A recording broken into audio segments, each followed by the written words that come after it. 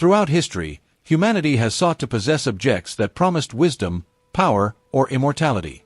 Yet, in every era, there were items whispered about in fear, creations so charged with dark energy that they did not serve their owners but consumed them. These were not simple relics or cursed trinkets, they were vessels of something deeper, something alive. Their origins were lost to time, their makers forgotten, and their purpose uncertain. But what every record agrees upon is the same chilling truth: those who held them for too long began to lose their minds. Madness was not an accident, it was the price of ownership. The first of these objects is the Eye of Dagon, an emerald stone discovered off the coast of Lebanon in the late 19th century. Fishermen pulled it from a coral-covered chest buried beneath the wreckage of an ancient ship. At first, they believed it to be a treasure from some forgotten empire. The man who claimed it, Elias Hobika, became obsessed with the gem's strange glow. It pulsed faintly in rhythm with his heartbeat, even in darkness. Within days, he began to hear whispers coming from the sea, calling him by name. Witnesses said he stopped sleeping and would stand on the shore for hours, staring at the waves as if listening to something only he could hear. One night, during a storm, he walked into the ocean and never returned. The villagers sealed the gem inside a jar of salt water and buried it beneath a stone marked with no name. Some say the sea still glows faintly there on moonless nights. In the frozen mountains of Norway, explorers in the early 1900s uncovered a relic known as the Lute of Wyrd. It was carved from black wood and strung with what appeared to be human hair, perfectly preserved despite the cold. The instrument produced a sound unlike any known music, deep, mournful, and filled with emotion so intense it made listeners weep uncontrollably. The explorer who found it, Captain Magnus Eriksson, described hearing the melody in his dreams before he ever touched it. After bringing the lute back to his camp, his journal entries became fragmented, filled with strange symbols and notes that repeated the same phrase, "It wants to be played." Days later, the team found him sitting in the snow, his fingers raw and bleeding, still strumming the lute even though the strings had long since snapped. The artifact was locked away in a museum vault, but the staff later reported faint music echoing through the halls at night, even though the instrument remained untouched. Another infamous object, recorded in the archives of the Vatican, was the manuscript of Saint Valerius. Written on parchment so dark it resembled burnt flesh, the text could not be translated. Monks who tried to copy it found their writing changing into languages they had never seen. According to legend, the manuscript was said to contain the language of angels, but over time, it drove its readers to madness. One monk, Brother Lucian, believed he could hear the words whispering directly into his mind. He claimed the book revealed the structure of the universe, the voice of God, and the pattern of human souls. A few weeks later, he gouged out his eyes and burned them in the candle flame, saying they were unworthy to see truth. The church sealed the manuscript inside a lead chest, warning that to read even a single line aloud was to lose one's place in reality. From Europe to Asia, from forgotten monasteries to sunken ruins, these cursed objects shared a common thread. They granted glimpses of something beyond human understanding. They were not evil in the traditional sense, they simply revealed too much. The human mind, fragile and unprepared, could not hold what it was shown. Those who touched them saw patterns where there were none, heard voices where there was silence, and believed they had uncovered divine secrets when, in truth, they had only lost their reason. And still, even knowing this, collectors and scholars continue to hunt for them. Some claim they can resist the madness, that their intellect or faith makes them immune. But history disagrees. Every name connected to these objects ends the same way, with disappearance, obsession, or death. The question is no longer whether these relics exist, but whether they choose their owners, feeding on curiosity until nothing human remains. Because perhaps madness is not a curse at all. Perhaps it is the only way the mind can survive seeing what these objects truly reveal. Of all the stories surrounding cursed objects, few are as haunting as that of the Mirror of Lament, a relic that appeared in southern France during the 16th century. It was said to have belonged to a noblewoman accused of witchcraft after the deaths of her children and husband, all of whom perished mysteriously within months of each other. The mirror was large, framed in blackened silver, and unlike ordinary glass, its reflection carried a faint movement, as if something behind it breathed. After her execution, the mirror was confiscated by the church, yet every priest who kept it reported the same experience, their reflection whispering in their own voice, begging to be released. The artifact was later sealed in the catacombs of Avignon, behind a wall of blessed stone. Centuries later, during renovations, Workers found the wall cracked open from the inside. The mirror was gone. Another object known to drive its owners to the edge of madness was the Oracle's dagger, a bronze blade discovered in the ruins of Delphi in the 1800s. Archaeologists initially believed it to be ceremonial, but its carvings told a more sinister story. Each symbol represented not gods, but the fears of those who prayed to them. One scholar, Dr. Henri Valois, took the dagger to study its inscriptions more closely. Within a week, he began reporting vivid dreams in which the blade spoke, offering him visions of the future. At first, they were small things, the arrival of a letter, a sudden rainstorm, but soon they became darker. He saw his own death in exquisite detail. His last journal entry reads, "The blade is right. I already feel it cutting." The following morning, he was found dead in his study, the dagger embedded in his chest, yet there were no fingerprints, only faint burn marks on his hands, as though he had touched something alive. Far from Europe, deep within the jungles of Indonesia, there are stories of an obsidian idol known as the Mouth of Rama. It depicts a human face screaming upward, its mouth wide open as if crying to the heavens. The local tribes refuse to speak its name aloud, claiming it carries the voice of a forgotten god. When Dutch explorers first documented the idol in the 19th century, they noted that the surrounding area was unusually silent. No birds, no wind, no sound at all.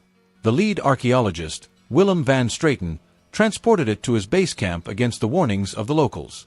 Within days, his men began to report hearing a faint hum whenever they were near it. Some claimed it spoke in their language, others said it repeated the cries of their dead loved ones. One by one, the team members either fled or vanished. When a rescue expedition arrived weeks later, they found the camp abandoned, the idol resting exactly where it had been left. It was later sealed inside a wooden crate, then placed in the cargo hold of a ship bound for Amsterdam. The ship never arrived. Each of these objects, across different eras and continents, seems to share a terrifying pattern. They speak, but not in the way humans do. Their communication is internal, invading the mind of whoever possesses them, breaking the fragile barrier between thought and voice. The most respected historians and theologians now suggest that madness may not be a side effect but the intended outcome. Perhaps these objects were created not to harm their owners physically, but to pull their consciousness toward something larger, something incomprehensible. The price of that knowledge was sanity itself.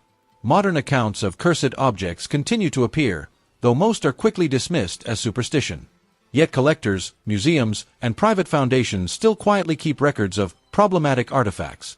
Paintings that change when no one watches, relics that vibrate faintly as if breathing, sculptures that cause dizziness when touched. Experts claim these reactions are natural, psychological responses to fear and expectation. But those who have spent enough time studying them know better. They describe the same feeling every ancient record mentions, the sense that the object is waiting for them to make the first mistake, to look too long, to listen too closely. Perhaps the madness these artifacts bring is not chaos but awakening. The human mind, built for logic and boundaries, was never meant to perceive infinite patterns or hear the echoes of something eternal.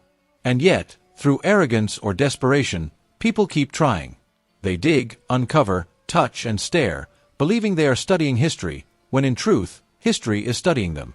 Somewhere, behind the veil of sanity, the whisper begins again, soft, patient, and timeless. All it asks is that someone listen. The stories of those who dared to possess these objects follow an almost identical rhythm: fascination, obsession, and collapse. At first, the owners believe they have discovered something extraordinary, a treasure with meaning beyond human reach. Then the changes begin. They grow restless.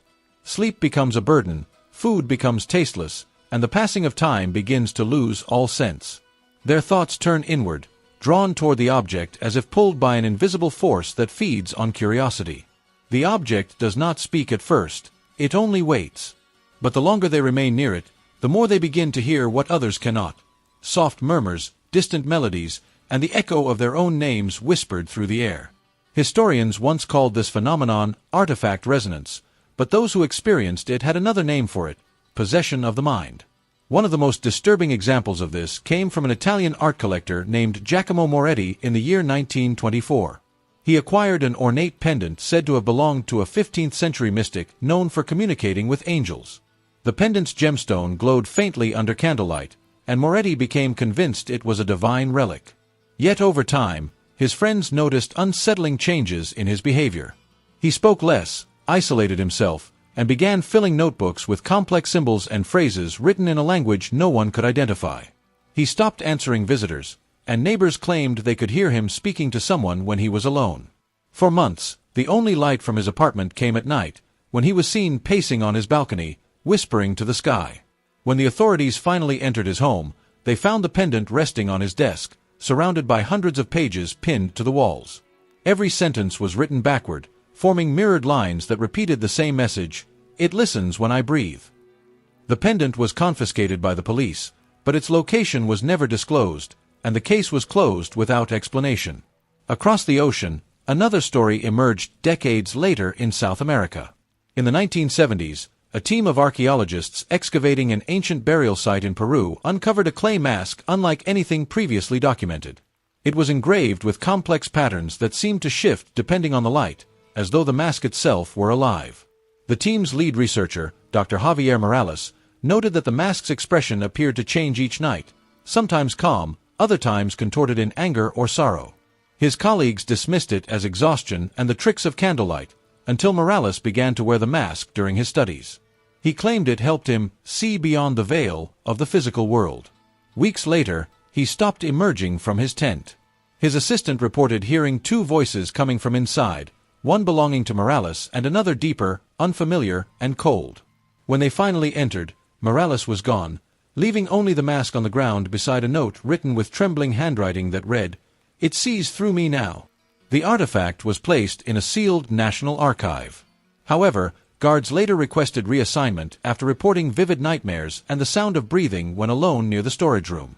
These patterns cannot be dismissed as coincidence. Whether ancient or modern, each account follows the same gradual descent. The objects do not attack, they invite. They promise understanding, connection, and knowledge beyond the boundaries of human thought. They feed not on blood or sacrifice but on awareness, drawing the mind slowly into their influence. The process is gentle, almost loving, until it is too late to escape. Those who hold them for too long begin to lose their grip on the world around them. They no longer distinguish dream from waking, memory from imagination. What begins as fascination ends in complete isolation. Some vanish without a trace. Others are found lifeless, their faces peaceful, as if they have finally understood something too vast for words. What drives human beings to keep searching for these cursed creations, even after so many have been lost to madness? Perhaps it is not greed or arrogance, but a deeper hunger, the same hunger that pushes humanity to climb mountains, cross oceans, and reach beyond the stars. It is the desire to know. Yet these relics exist to remind us that some knowledge is not meant to be held. Madness is not the punishment, it is the price of revelation. Those who see too deeply into the unknown do not return as they once were. They trade their sanity for a glimpse of eternity, and once they have seen it, no darkness can make them forget. Every culture throughout history has spoken of forbidden objects, relics that promise wisdom, beauty, or divine power but carry within them the seed of destruction. They are not just fragments of the past, but reflections of humanity itself. Each one reminds us that the line between knowledge and obsession is fragile, and that curiosity, though it drives civilization forward, can just as easily lead it into ruin. Every artifact ever whispered about tells the same story. The pursuit of power without restraint always ends in madness. Yet, no warning has ever stopped those who long to touch the unknown. Perhaps these objects were never made to destroy, but to test. They expose what lies within the human heart. To the greedy, they offer temptation, to the faithful, revelation, and to the desperate, hope. The madness they bring is not always chaos. It is the slow unraveling of illusion until only truth remains. Some believe those who lose their minds to these relics do not truly go mad, they awaken. Maybe they see something beyond human understanding, something the rest of us were never meant to perceive. But for those who remain, such knowledge has no place. It must be buried or forgotten until another hand dares to uncover it. Even now, in sealed archives and private collections, there are items kept from public view. Officially, they are too fragile. Unofficially, their presence is feared. Visitors report faint whispers, cold air, and flickering lights near the rooms where they are stored. Most dismiss these accounts as imagination, but fear often begins with truth. Perhaps these relics are still alive, waiting for the next soul reckless enough to wake them. And that, in the end, is what keeps these stories alive, not fear, but fascination.